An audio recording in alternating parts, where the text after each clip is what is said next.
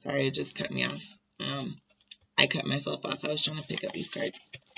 If you don't see a change in the knowledge behind an alcohol or spiritually intoxicating situation soon enough, you may get bitten by whatever is right behind that wall, right behind that boundary, just looking at you. Fangs out, snakes in the grass. So this is what I'm saying, is that there's a correlation between the two that you may want to keep in mind. And if you want to have some type of intuitive hit that will help you to break the cycle, to have a change intuitively moving forward, then it's about redefining the vision. So that's the second portion. First portion is about what we're projecting, what we're putting up, and how, like, kind of which I'm just seeing railroad tracks we're laying for our children. Do we want them to be confused about who John Galt is? Do we want to take them on road trips with John Denver singing in the background? Do we want to understand who John, Dick, and Harry are? Because we really can't get anywhere. We can't get across this change right here if we don't see ourselves as whole and complete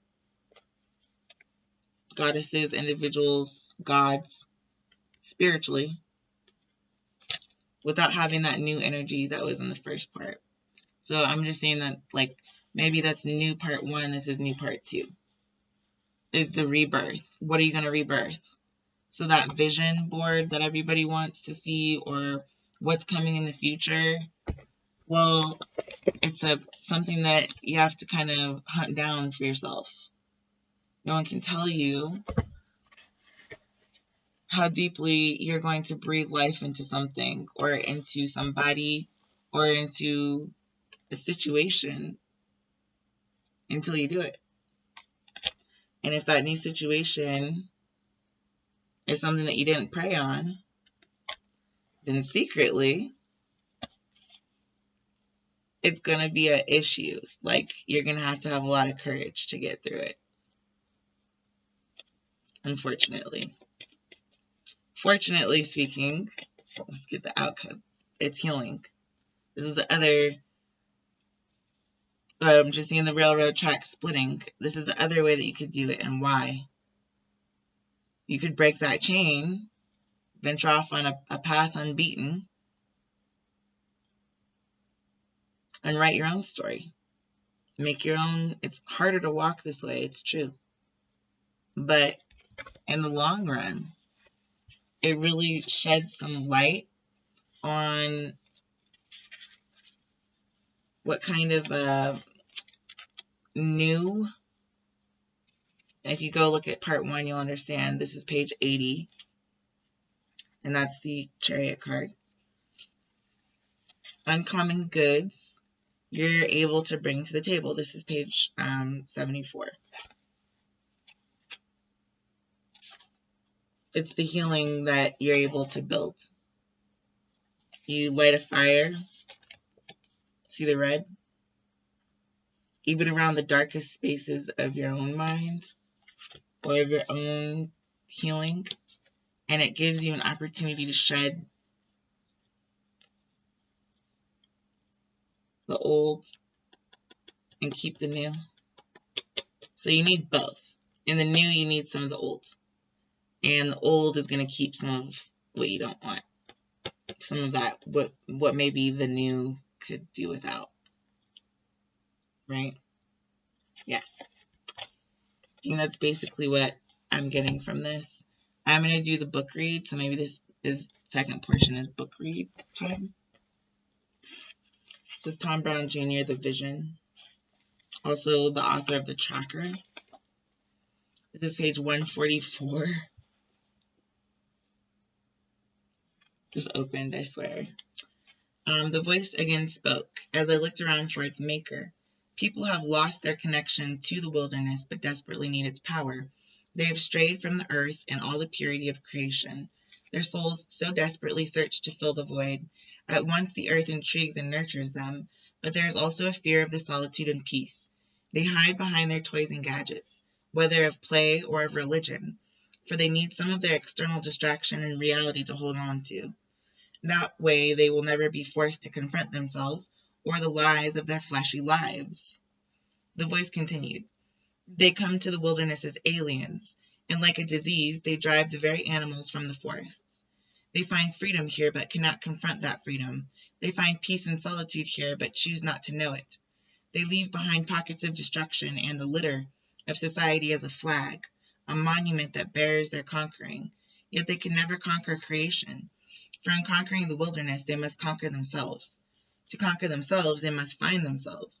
And in that discovery, cannot and will not conquer wilderness. So, this really reminds me of that movie, The Dreamcatcher, how the aliens came down and they were in the middle of the wilderness. And they basically, they come to the wilderness as aliens, and like a disease, they drive the very animals from the forest. The animals were running from the forest during that. All right. They find peace and solitude here, but choose to know it not. So basically, it's confronting the fact that you see where you're trying to go. You do see the vision. You see where you're headed. But rather than actually looking at that, taking it up as something that you personally, inside of yourself, need to confront, it then becomes this other scary looking item that would scare the best of the healing secret animal spirits and nature away from you. Yeah. Even if it was healing that was coming. Which I think in the end of that movie, I don't know, I'm going to have to watch it again. Anyway, I think the alien in that movie ended up being a healer or something like that. It's a scary movie, but it's just watch it. It's psychologically thriller. It's not really. It has a little gore. It does have a little gore. Just I don't know. Just watch it. That's the flip I've got from here. Let's get 3 tarot cards for page 144, and then move the heck up on to the next book. I don't know why, but I feel like time just really slowed down. Is this that Neo moment where it's like it's kind of what I feel like spiritually may be happening. That spiritual defeminizing or kind of the railroading. I'm just now seeing someone railing on someone, or someone trying to punish somebody by putting them on a railroad, but then the person just gets on the train and gets to their next destination just fine. It's like a car. It's like a free car ride, right? End of strife came right out. So literally, I'm just seeing that, that's, we don't really need to pull another one. That basically is letting you know what that is right here. But it's an expunging of that. I'm almost seeing a fungal growth that it gets on your mind and on your heart, on your spirit.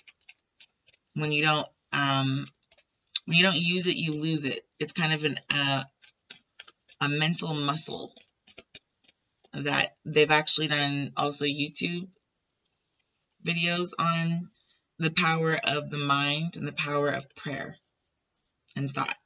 So I would encourage you to go look that up. Basically, that can really help you with cleaning out a lot of what may have otherwise been impeding your vision. To see that, sometimes God will bless you through the fire by giving you the passion. Sometimes he blesses you from it. Sometimes you are the animal that is running away. Sometimes you are the fungus.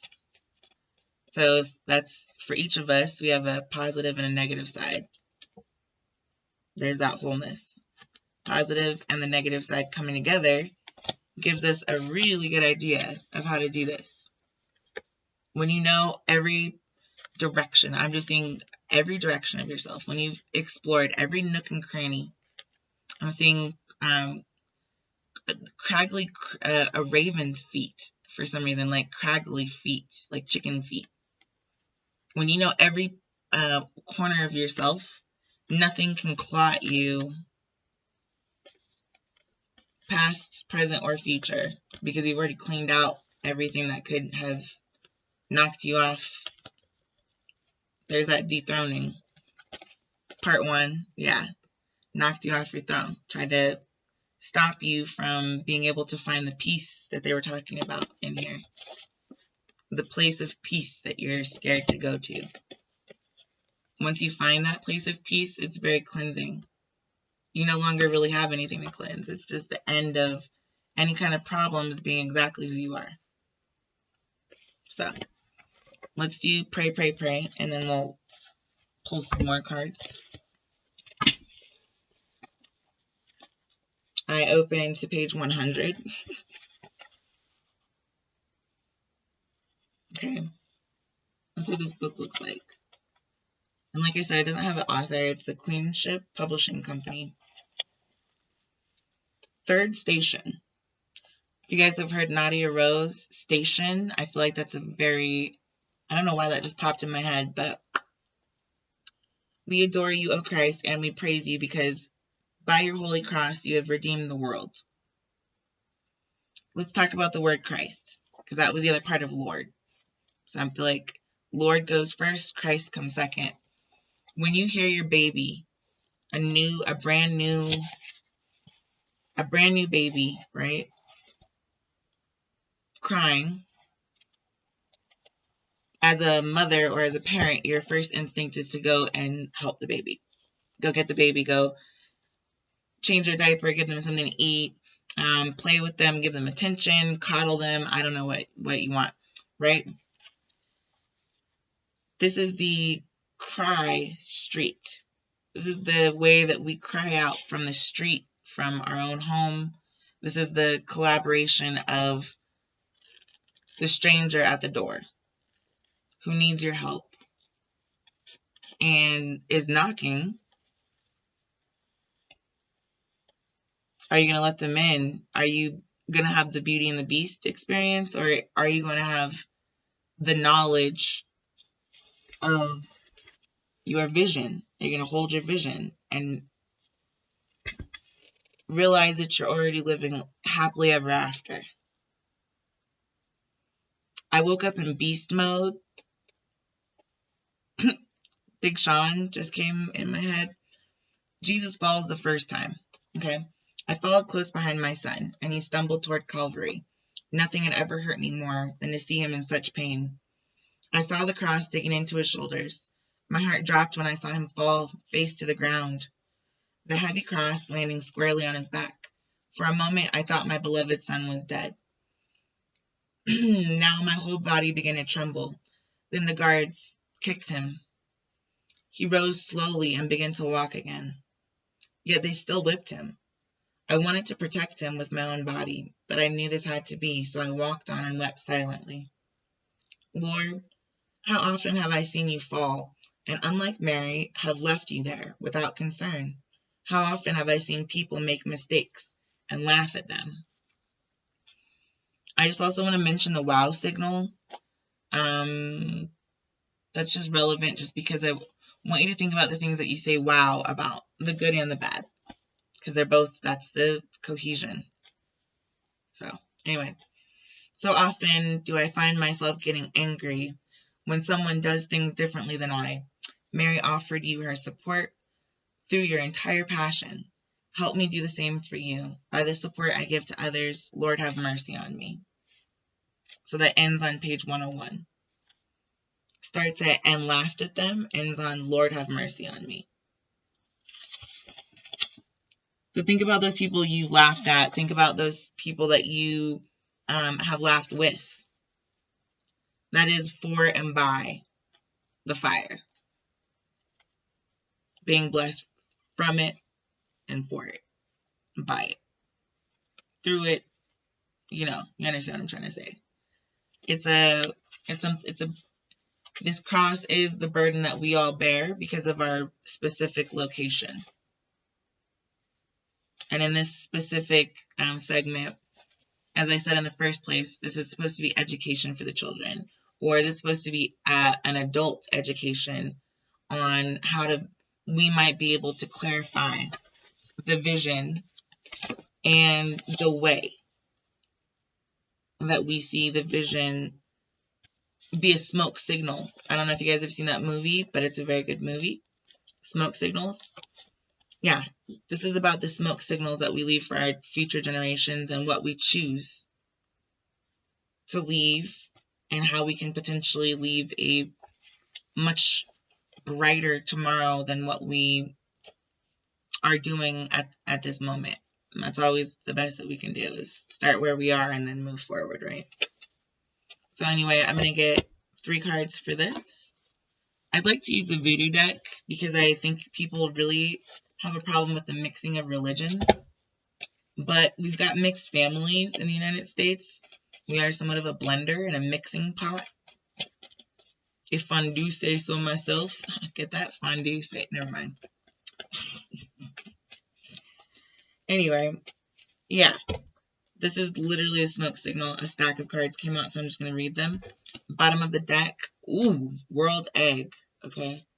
So that's what I'm saying. The world needs to come together and clarify our vision of what it is, what kind of God we believe in, whether we think that God is merciful, and whether we think that God would laugh at other people's religions, other people's beliefs, whether we have been a conduit, I'm just seeing someone standing with a cell phone watching someone drown, or whether you have been the person that, took off your jacket and jumped in. There's a big difference. There's smoke signals that you can send saying, look what I saw today. We can post it on Facebook. We can post it on Instagram. We can, this is the evidence that you have from having witnessed the smoke signal and having done nothing about it. This was you getting closer to the edge of the cliff because everybody else was. And rather than you realizing that where there's smoke or this depth beneath you, there's fire, danger, right? You didn't pray about it. You prayed on whoever had the goal to jump over the edge. So I'm just seeing that smoke signal is there. And you don't want to be there. You don't want to be that person, the bystander at the accident, just watching it take place. You want to be the one, look, couche. So as a woman, if you're trying to make a world egg happen, you don't want to be the bystander at the accident who reproduces with a man who's been lying to you about his gender, sexuality, outcome, and therefore perpetuates the binary stereotype confusion, muddling of the waters, both emotionally and mentally as well as spiritually for you when you're reproducing. It goes both ways. Even homosexual men don't want you to lie to them about that. People who are bisexual just say you're bisexual. I don't think anybody has a problem with the actual. It's none of my business what you do, and I can't see you, so I don't care. I don't care. I think where it comes into a problem is when you're not able to talk about it, if you're not willing to open that door of trust with somebody that you're supposed to be intimate with. So when it comes down to, this idea of the feminine energy in specific, when you're going to be creating a baby, that insemination process is also the thought of your child coming from your baby's father. It's the intention. So if for example, you initially were at the bar and slept with somebody that was like, not clear on their sexuality or something, and then they end up bringing that into your place, it then becomes a smoke signal for your genetic future that whatever female energy was overpowered, was somehow burned, caught on fire, inseminated with this, which is no real goal, purpose, ideology, conversation having been had about the child, intention to make it. Just this is like the she's the queen, so she's got the, the feminine energy holding a sword. So this is not being direct about verbally direct, in particular with the swords, about your purpose, about your target, about the way that you'd like to inseminate a child and why. Are you trying to come off like you're straight when you're really having this moment on the low? Or are you really having this Christ-like moment where your biological clock has gone off as a straight man and you want to have a wife and children? This is the Tower card. This is literally the crumbling of a home based off of the lack of clarification. That is, I'm seeing this as being part of the reason why we need to clarify for our children and future spirits that want to come onto the earth and incarnate themselves as humans spiritually. We've got to cleanse my throat automatically just started closing. There's like how we put a ring around our finger. I'm seeing a ring around your finger, a necklace around your throat, or you also got bracelets. And there's bracelets of different kinds, but I'll show you. This one doesn't touch. This one doesn't have a closure, a clasp. Okay. For my family, that makes sense. For my bloodline, for my family, that makes sense because I'm here as a conduit, as a channel, as a medium, as a guide, as a spiritual glove for God and for source energy to kind of communicate through. But there's also, do you want to mention the 144,000? There are certain challenges, there are certain sacrifices, there are certain incidences. I thought that was the bottom of the deck. Hold on. Yeah, look at this is Changul energy right here. There's certain instances where your inner peace, your inner child, is seen to be as and somehow in unrest, disrest. Okay, you see how she's in reverse? If this is my inner child, she's in reverse because I'm a woman and this is my inner child. So I'm no longer an inner child. She can report as A-okay, however she's grown up. Okay, and this is the story of how she grew up. However, the other way that I could look at this is that my Changul energy, which was actually, ironically enough, like very Amy Winehouse moment of just instant death, that kind of a final destination moment that we were talking about before with the spirits and then the boundaries there. This is the way that I was able to transgress that energy. But you can see the exhumation, and I'm saying exhumation of thought, so mind, body, and soul. That had to happen for me as a healer and as a spiritualist to then come to this place whole and ready to go. To not have a relationship that I'm connected to one way or the other, a bias. This is my gift, is to be able to take the smoke signals and make a pattern that can then give us the wow signal, or this childlike sense of awe and wonder that we're supposed to recognize as parents. Because I think we forget that. We take our children to Disney World or to Disneyland or to the amusement park or wherever you're taking them, right? And we forget that it's about their experience, not ours. So I saw a lot of people yelling at their children at Disney World. I saw a lot of children on leashes, which, I mean, I've, had that panicky moment too with my child where I feel like, oh my God, I don't know where he's at. I've had that moment. Okay, but it's not real. That's not a relationship that's going to take off when you're the creator or the mother. Your instinct, your instinct is automatically reflected back to you.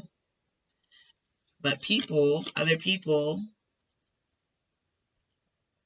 will try to torch what it is that you have. They'll try to target. You see her target her bow and arrow there? They will try to torch your image of yourself just to promote themselves, just to try to sell it back to you as the dream when this is your own face. Those are your own eyes in the mirror. There is no reflection. When looking at a hologram, the only way you can be tricked by your own reflection is if there's a veil between you and the other portion of yourself that you never caught a glimpse of.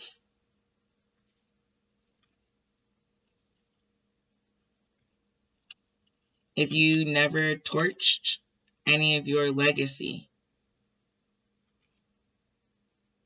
right?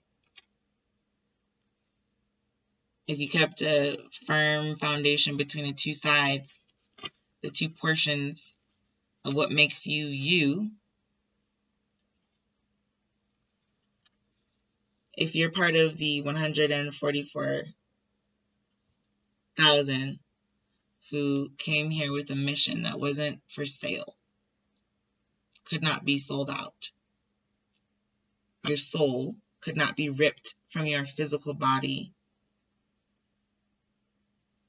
not for money, not for anything, then this becomes the Olympic torch that is then passed.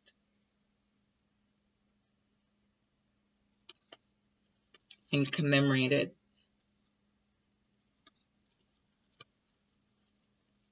Not sold, but celebrated. Celibacy. That's where you're celebrating the basic relationship that you have with your best companions. Right? That's the real victory. That's the real goal. That's the real benefit of taking the moments that it takes to recognize a smoke signal for what it is. So we have different, I'm going to try to wrap this up because I've been talking for almost 30 minutes now, but we do have different ideas of what smoke signals are. Breath. I'm going to pull from this again. This is going to be the second pull, and then I'm going to do it with the voodoo cards because I want people to also understand that voodoo has a really close relationship with Christianity. Orthodox. Catholicism. So I'm going to open to a random page. I don't know if you guys saw that, so I'm just going to do it again. Right, this is the new. This is the new portion. So almost what I'm getting here is that you need to keep an open mind about the breath. You need to keep space to remember the voodoo. To remember all the different people and all the different ways that they pray. The word God is Dios in Spanish. It's Ganesh and Kali and many other ones in India. It's Moses, it's Muhammad, it's Allah, it's Adonai.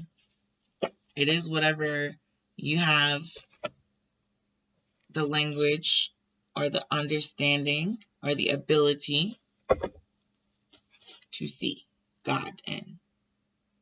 So if you can claim to see God in everything and claim to be Christian or whatever religion you claim to be, then there cannot be this exclusivity between religions that cuts division into the grain of who we are. That's how we end up being cinder blocks that we've stacked on top of each other and made a hierarchy. There's that tower again. Maybe I didn't shuffle these correctly, so I will shuffle them now. That hierarchy is what ends up being the tower, though. It ends up being what crumbles and falls. And whether it's something that we know of or not, it's not something that we want to see happen. It's like ripping down a historical monument.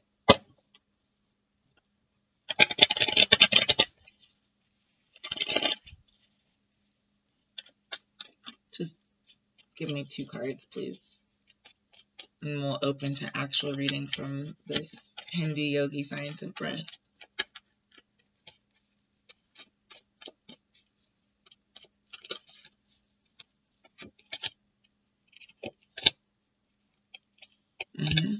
Oh, gorgeous. Okay. Bottom of the deck, we've got this Damballa we do. But I just want you to look at the snake. These are laurels. So technically these are blessings falling from a knowledge of a passion, right? This is without the passion. So this is us for the children. Since I'm about to pull from here, yeah, you see how that caught on me? That's a very symbolic. My son's energy kind of just checking in to say he agrees, or it's a psychic bond that I think that people should have with everything. But that's the same kind of acceptance. It's just quick check-in. Anyway, the cards that I got was actually Simbi, or number 8 in reverse. So that Simjaza is what this always reminds me of. This man is quite enthused about a new idea or a new. You see how these snakes almost look like they're making a heart? This man is quite enthused about that. In this case, I feel like it's almost like honeymoon, or that secret energy that then causes you to want to reproduce or whatever, right? Hopefully it's not a spirit. So if we're looking at Simjaza here, this better be the Holy Spirit, not, Tomar, to drink. So anyway, Radha came out in the upright. So this is what's for sale. If it's the Holy Ghost that's for sale, you can't sell that. The World Egg came out in reverse in that case. Because we just got the other reading where this was bottom of the deck upright, what I'm seeing here is that if you do want to have a spiritual anointing or blessing or ability to manifest, this has to be taken off the proverbial spiritual market.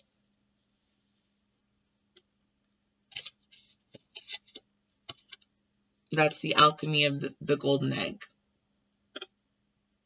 If you're looking to make profit off of something, you automatically don't. You automatically can't change it to gold, a strand of gold. Especially not from the future legends that you're trying to leave, if it's an idea. That idea will probably never come to fruition if you're trying to sell it knowing that it's a lemon. It's called the lemon law.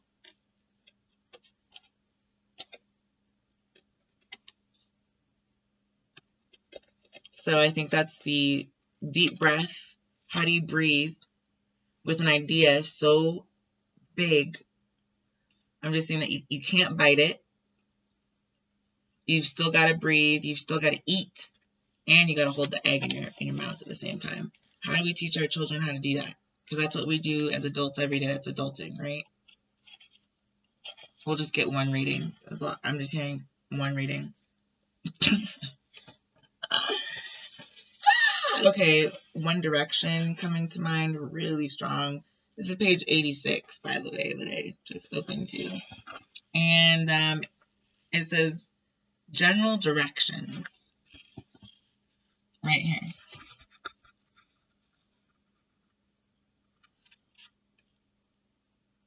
Okay, so this has to do with my bloodline in particular, like you just saw. Caught up. This is how we're going to balance this out. Simjaza taking sail, taking flight. So I'm seeing the almost like the Pegasus, flying horsepower. That's what's going to change the world for my bloodline. I'm going to read both an excerpt from 86 and 87 since it's general directions. We'll start with 87 because I tend to kind of move, moonwalk. The exercises given in this chapter require the proper mental attitude and conditions, and a trifler and person of a non-serious nature, or one without a sense of spirituality and reverence, had better pass them by, as no results will be obtained by such persons, and besides, it is a willful trifling with things of a higher order, which course never benefit those who pursue it. That's basically what I just said about the law of alchemy. These exercises are for the few who can understand them, and the others will feel no attraction to try them. So these are the fancy feats that are like the extra. Save for a better example, I would say this is like the Narnia of Hogwarts. So let's double, triple back. So Hogwarts, Narnia, Peter Pan. Okay? Little boys and girls. Anyway, I'm going to go to page 86 at this point and see what this has to say.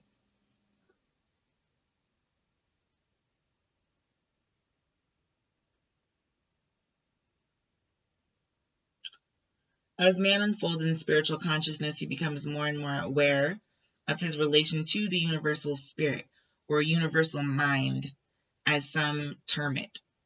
He feels at times as if he were almost at one-ment with it, and then again he loses a sense of contact and relationship. The yogis seek to attain the state of universal consciousness by meditation and rhythmic breathing. That's that prana that they were talking about first. Part 1, go look at it. And many have thus obtained the highest degree of spiritual attainment possible to man in this stage of his existence. The student of this work will not need the higher instruction regarding adeptship at this time, as he has much to do and accomplish before he reaches that stage. But it may be well to initiate him into the elementary stages of yogi exercises for developing the universal consciousness, and if he is earnest, he will discover means and methods whereby he may progress. The way is almost always open to him who is ready to tread the path. The following exercise will be found to do much toward developing the universal consciousness in those who faithfully practice it. I'm going to stick the world egg in there because I thought that was pretty cool. That's all I'm going to take from this specific draw right there. Whether Simjaza or whatever inspires you or moves you, whatever spiritual inclination you might have, just keep in mind the spiritual value and weight of moving that around from department to department. So if you've got confidence and faith and whatever it is that you believe and is motivating to you. Do not let it go idly by for sale or whatever. I'm just saying car putting by, okay? Don't let it pass you by. And on the flip side of that, don't let this magic be something that you're freely giving away. And it's not something that someone can take for you unless they want to literally rape you, or it's like a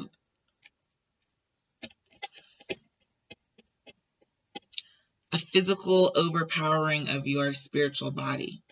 That's your willpower, right? That's the only way that they can change your vision without your consent.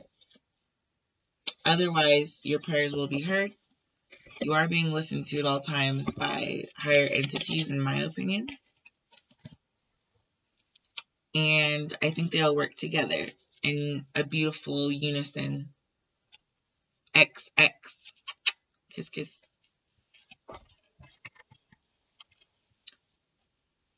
This has gone on for way longer than I expected, but I guess it all needed to come out like this. I'm going to get one for myself, or from my own deck. Prepare to smile. This is a 7 of Cups. And the cards. Yeah, so it was just telling you, like, if you don't meditate on these things, right, what's going to happen? Well, if you do meditate on these things, and if you are diligent in your search, seek and ye shall find, right? That's what it says in the Bible. But that is very much the same peeling of the same onion in a lot of different religions, especially when you're talking about the golden rule. Yeah. So the 3 that just came out here was meditate powerfully on the truth,